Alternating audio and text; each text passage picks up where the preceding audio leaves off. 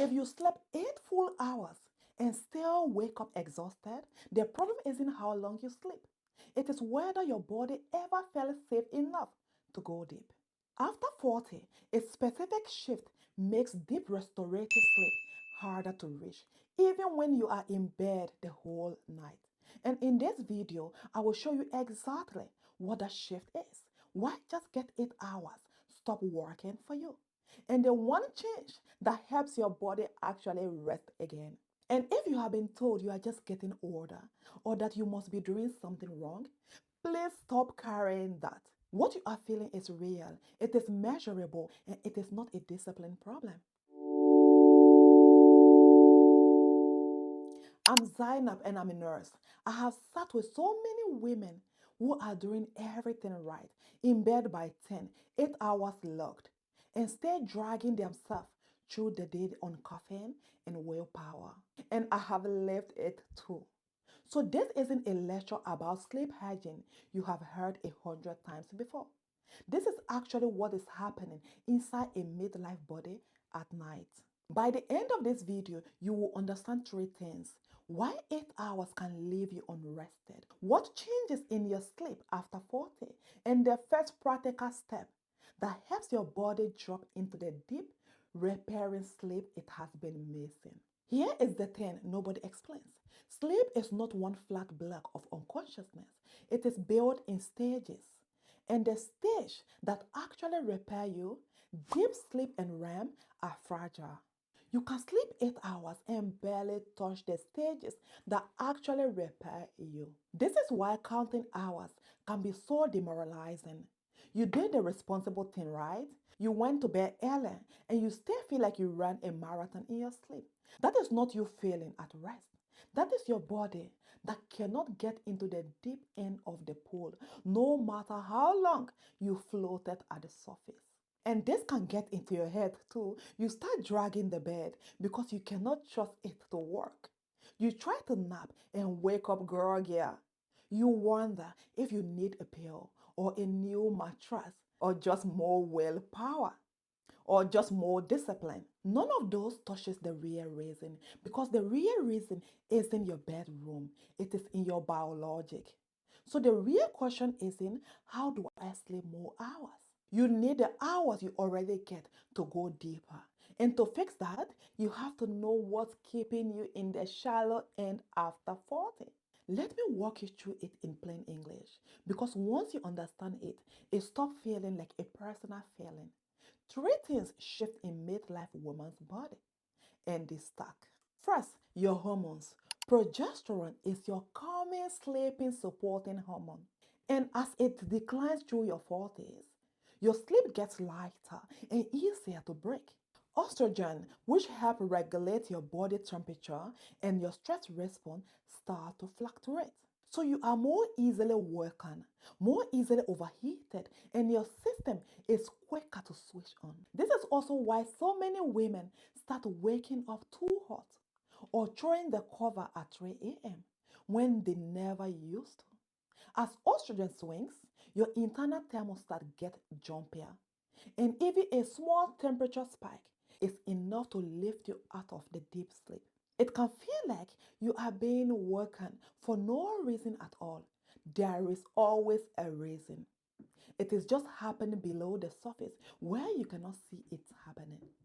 Second, this is the one almost no one connects, your blood sugar at night. When you go to bed underfueled or on a blood sugar roller coaster from the day, your level can dip in the early hours.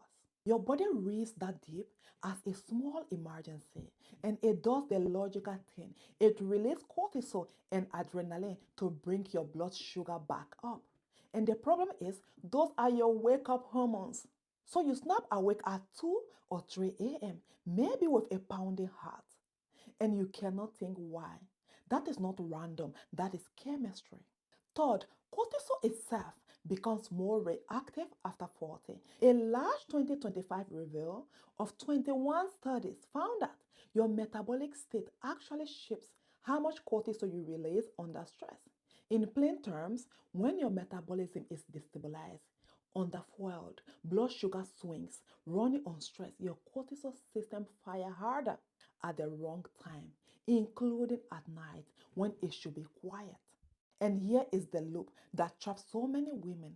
Poor sleep isn't just a symptom, it is a cause. In a controlled study, cutting women sleep by about 90 minutes at night for 6 weeks raised their insulin resistance by around 15% with no changes in their body fat.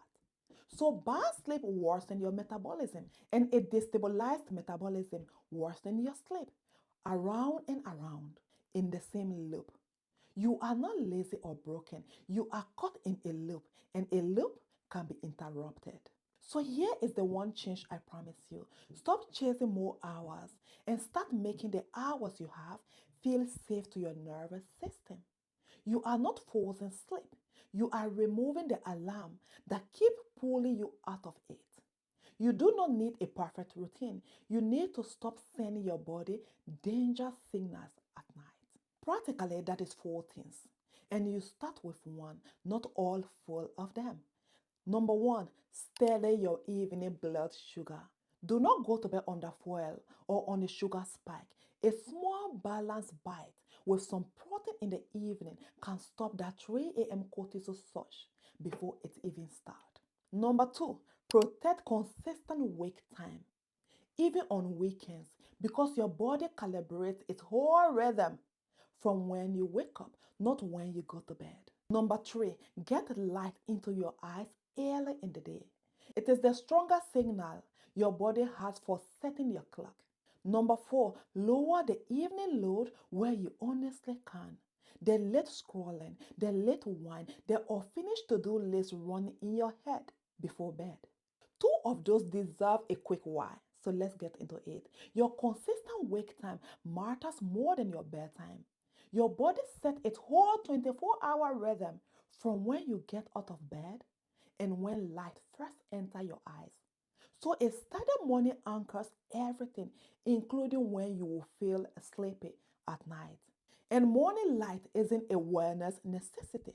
It is the single strongest signal you have to tell your body that the day has started, which is how it learns when night should come. If you only do one of these four this week, make it the evening blood sugar, because that is the one most likely behind those 3 a.m. wake ups.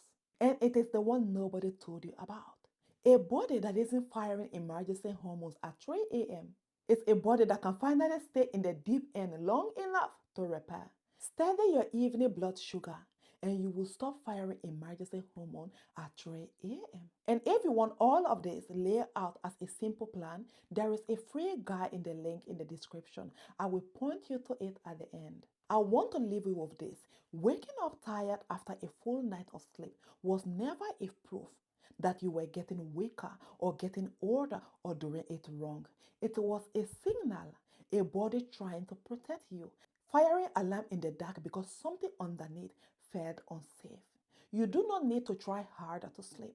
You need to make the night feel safe enough that your body let go. And if this finally explains those 3 a.m. wake-ups, I have put the whole thing in a free guide, the Metabolic Recovery Framework. The calm 3-stage version you can actually follow. Remove, stabilize, and expand. It is linked in the description. Then tell me in the comment, what time do you tend to wake up? I read everyone, and the pattern will surprise you. And if you want the next piece of this, I've got a video on why you are gaining weight after 40 even when nothing changes. I will see you there.